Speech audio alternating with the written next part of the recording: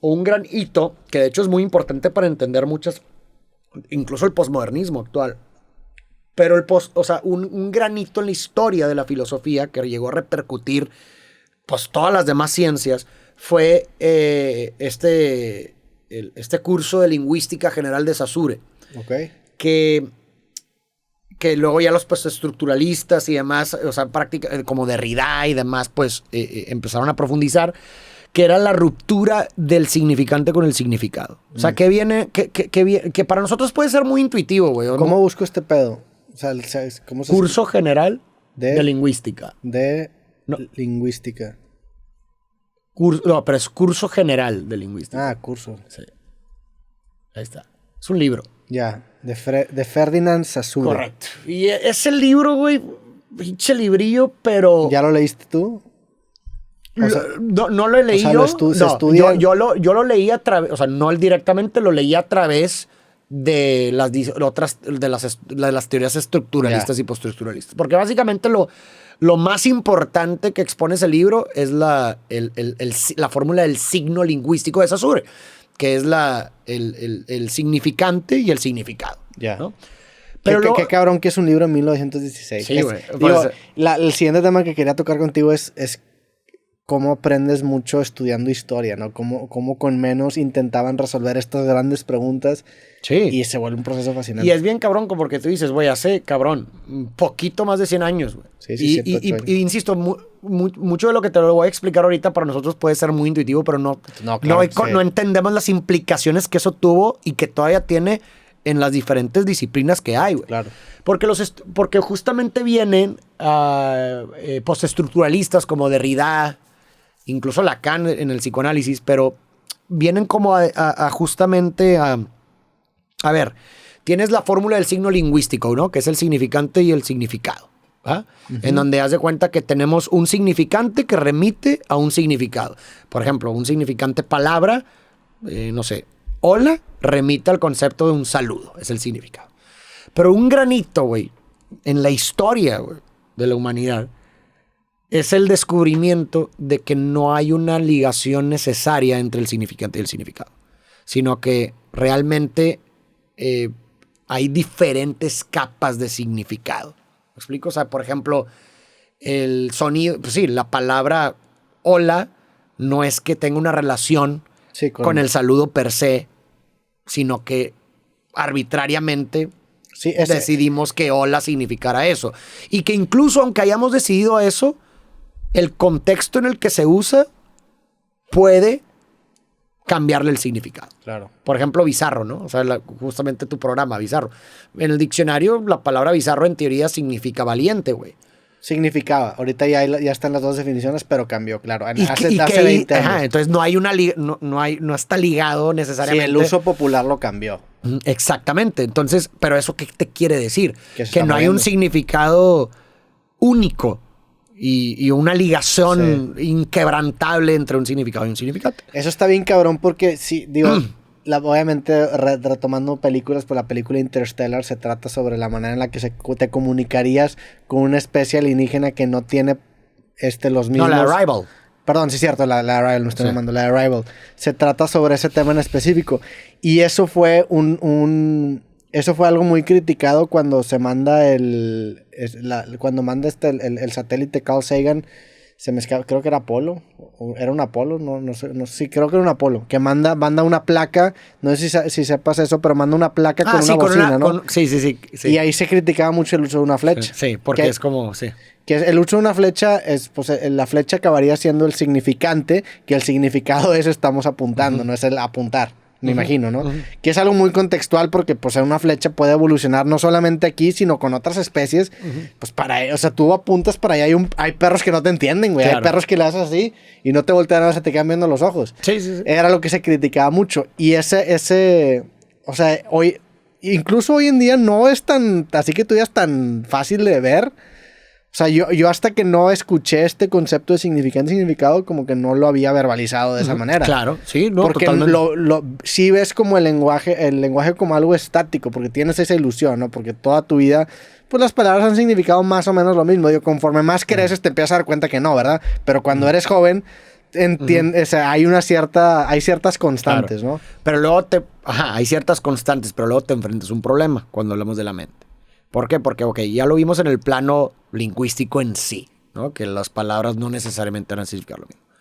Pero ahora hablemos de la interpretación psicológica de los significantes. Y cuando hablo de significante no me refiero nada más a las palabras en sí, sino me refiero a cualquier cosa cualquier significante, cualquier cosa que se puede significar, un evento o lo que sea. Claro. Se vuelve un poco más complicado, güey. ¿Por qué? Porque entonces a lo mejor volvemos a lo mismo. Y insisto, son cosas muy intuitivas, pero tienen una implicación muy grande. Pues un evento para la mente específica de alguien, un significante, no necesariamente va a significar lo que generalmente puede significar o lo que objetivamente puede significar o lo que objetivamente crees otra persona que significa, sino que cada mente tiene, incluso, ojo, que esto es una gran revelación, pero incluso para la propia persona, güey. Claro. Que Sí. eso lo experimentamos todo el tiempo. O sea, a lo que estoy tratando de decir es que cada significante, que es un hito, ¿verdad? En la comprensión del mundo, pero cada significante puede tener capas de significado, güey. Ok. ¿Qué es eso? A ver, ¿A qué te refieres con capas? el mito. ¿Qué es un mito? O sea, un mito tienes capas de significado, ¿no? En donde tienes una historia, no sé, hablemos de un mito griego. Tienes la historia de, ¿cómo se llama? Medusa, güey, que fue desterrada por celos. Entonces, en una capa de significado tienes la historia de una reina que estaba celosa de Medusa y le desterró porque estaba celosa y le iba a quitar a no sé quién. Es una capa de significado. Pero luego tienes otra capa de significado, güey, que es una capa en donde no, güey, no se trata realmente de una persona que está celosa de otra y la desterró porque no quería que le quitara a cierta persona, sino que se trata, una capa de otro significado, de una persona, de cómo le echan la culpa normalmente a la víctima de abuso cuando eres mujer y cuando bla, bla, ¿no? Por así decirlo. Okay. Es otra capa de significado, güey. Y luego te puedes ir a otra capa de significado. Pero son interpretaciones, las capas de significado. Pero pero ahí es donde justamente es donde entra el psicoanálisis. O sea, yo, por ejemplo, creí que te referías más a la idea de que no es lo mismo quizá el trauma o no sé si significante sea la manera correcta de decirlo, pero el trauma que a mí me generaría ver, por ejemplo, un cadáver. Correcto. Que si hubiera nacido en la época de la Revolución, en donde era mucho más común. El trauma de ese mismo evento en esos contextos distintos claro, sería por supuesto, distinto. pero Entonces, también, la manera de entender ese evento sería distinta, ¿no? por eso, pero ahí, de acuerdo a nivel contextual, social, Sí. pero también a nivel individual. Sí, ¿no? sí, sí. Incluso en esa época en donde era más normal, pues quién sabe si el sujeto que vio el cadáver no hace un mes su papá no le dijo, güey, si no te, o sea, no sé, Sí, si claro. no haces caso, te voy a cortar así como este cadáver. Sí. Entonces imagínate que eso se encadena, esa experiencia se encadena con esta experiencia. Esa cadena de significantes produce un significado diferente a que otra persona que lo vea y diga listo. Pero el problema, a donde se vuelve más complejo y es donde entran técnicas como el psicoanálisis, es que incluso para el propio sujeto, esas capas de significado son desconocidas. Y entonces te encuentras con ciertas conductas o comportamientos o creencias que no sabes, o eventos incluso que para tú conscientemente dices, güey, es que esto, pues, ¿por qué? O sea, ¿sabes? O sea, tú interpretas el significado y dices, no, ¿por qué es la gran cosa? ¿Por qué no simplemente puedo hacer esto y ya? Sí. Pero ahí es donde entra la técnica psicoanalítica, que es, pues es que hay otras capas de significado que a lo mejor tienen una carga afectiva mucho mayor, que eso, para mí de eso se trata finalmente, de tratar de encontrar una capa de significado que tenga que al parecer tenga la carga afectiva, ¿verdad? Mucho más fuerte que las demás, y que justamente es donde ahí salía. O sea, en esas capas de significado, una persona le da cargas afectivas distintas, ¿no? Yo creo que sí. Y atacar atacar, no sé si sea la palabra. Interpretar, pero sacarla a la luz. Si sacar a la luz la interpretación o la capa de significado que mayor carga afectiva tenga, para es mí la que da un retorno más. Para mí de eso se trata. Para mí de eso se trata. O sea, nunca lo había visto de esa manera. ¿Qué otro tipo de recursos? O sea, esto de significante y significado se me hace bien interesante porque sí te da un lente para analizar Que es muy lacaniano eso. Las piezas léxicas con las que interpretamos la vida, o sea, o con la que comunicamos, vaya.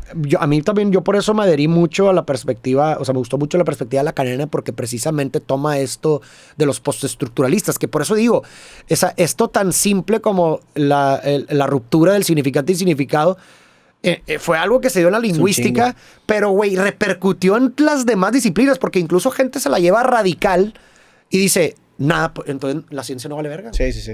La ciencia no vale, porque si estamos limitados por la tiranía del significante, es decir, si tenemos solamente un marco de significantes, ¿verdad? Con el cual explicamos la realidad y no están fijos los significados. Sí, valió verga. O sea, el libro que se escribe en 1920 hoy en día significa otra cosa completamente. Y no, y deja tú, vas a desarrollar, eso quiere decir que estás limitado por este marco de significantes para interpretar la realidad, pero que en 200 años esas mismas palabras no es construible, o sea, no puedes construir encima de eso porque es como cuando estás en una computadora y tienes accesos directos y mueves el archivo original. Todo se vuelve error de referencia. Eso es el precursor del posmodernismo. Fíjate, o sea, en la época actual en la que estamos es justo eso. Pues no hay nada es verdad, güey. Sí. ¿No? O sea, no puede, ¿sí me explico? Obviamente es un punto de vista real y luego llegan otras, para mí en lo personal, una concepción que me gustó mucho y muy, muy contemporánea, muy actual de Roland Barthes, que él hablaba justamente, o sea, con base en todo esto, hablaba de que en este sentido, porque justamente surge la pregunta, entonces, ¿cuál es el rol de la filosofía? ¿Cuál es el rol de la filosofía en todo esto? ¿Verdad? Si estamos limitados por toda esta idea de los significantes y demás, pues entonces, pues las preguntas profundas y demás, pues no hay preguntas. Sí, ¿cuál? Siempre se nos va a escapar la respuesta porque la pregunta implica siempre algo distinto, ¿no? Justo, pero él viene a decir, y a mí me lo parece, a mí en lo particular me gusta mucho esta concepción, pero habla de de la función de la filosofía como simplemente la creación de un sistema de conceptual. Sí. Un marco conceptual.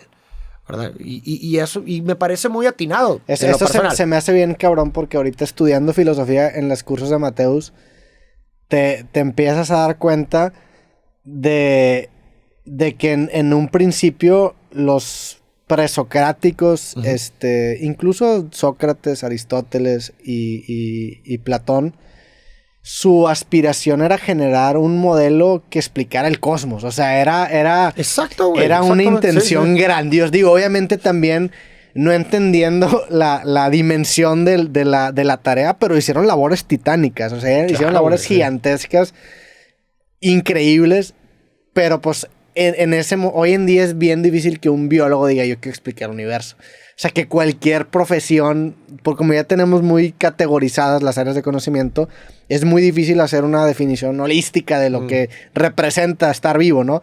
Pero antes esa era la intención y se me hacía bien cabrón, güey, porque también los inspiraba a conocer de todo y está... Ahora que te dije que empecé a estudiar este juego Whist, empecé a estudiar varios juegos, dije, güey, ¿qué se jugaba antes? O sea, qué interesante se me hizo. Empecé a estudiar la historia del ajedrez, güey. Y te empiezas a dar cuenta que es un juego que creo que tiene como 500 años, si no me equivoco. Órale. Y empiezas a ver que hay eras de ajedrez.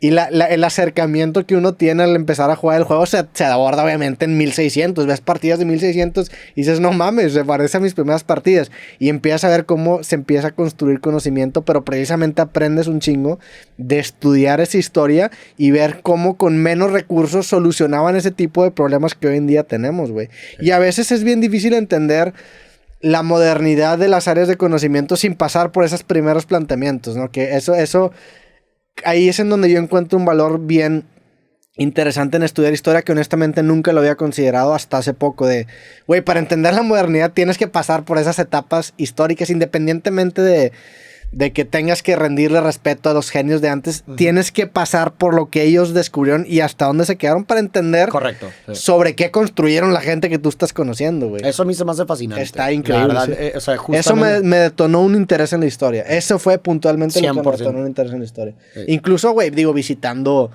países, visitando ciudades, es bien interesante claro, conocer eso. Sí, 100%.